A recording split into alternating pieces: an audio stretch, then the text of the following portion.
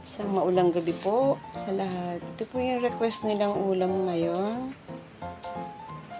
10 jumbo hotdog, 3 sibuyas, ketchup, at saka star margarine. Yan lang po yung 4 na ingredients.